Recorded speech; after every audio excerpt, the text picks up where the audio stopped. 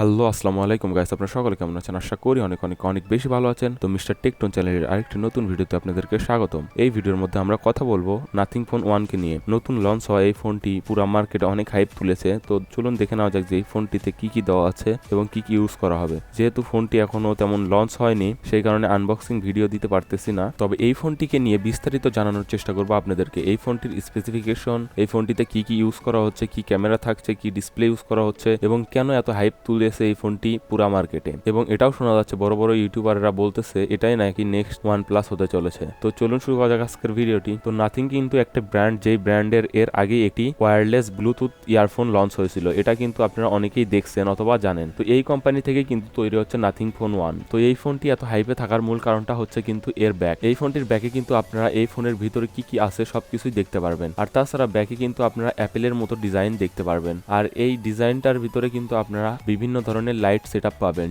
যেটা কিন্তু আপনাদের রিংটোনের সঙ্গে সঙ্গে পরিবর্তন হবে এবং এটা কিন্তু আপনারা টিউন করতে পারবেন যে কোনো রিংটোনের সঙ্গে।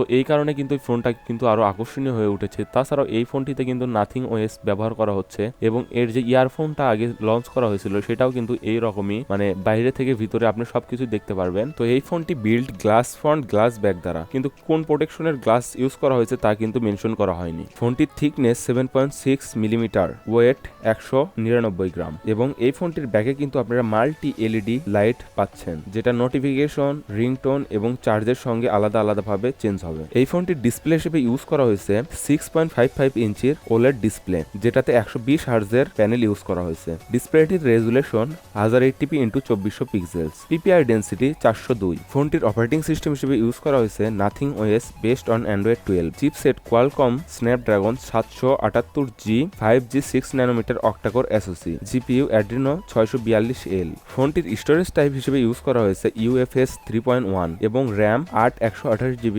8/256GB এবং 12/256GB পর্যন্ত দেওয়া আছে। এই ফোনটির মেইন ক্যামেরা হিসেবে দেওয়া আছে 50 মেগাপিক্সেলের f1.8 ওয়াইড লেন্স এবং 16 মেগাপিক্সেলের f2.2 আল্ট্রা ওয়াইড লেন্স, যেটাতে ভিডিও করতে পারবেন 4K তে 30fps এবং 1080p তে 30fps। ফোনটির সেলফি ক্যামেরা হিসেবে দেওয়া হয়েছে 16 মেগাপিক্সেলের f2.2 ওয়াইড লেন্স, যেটাতে ভিডিও করা যাবে 1080p তে 30fps।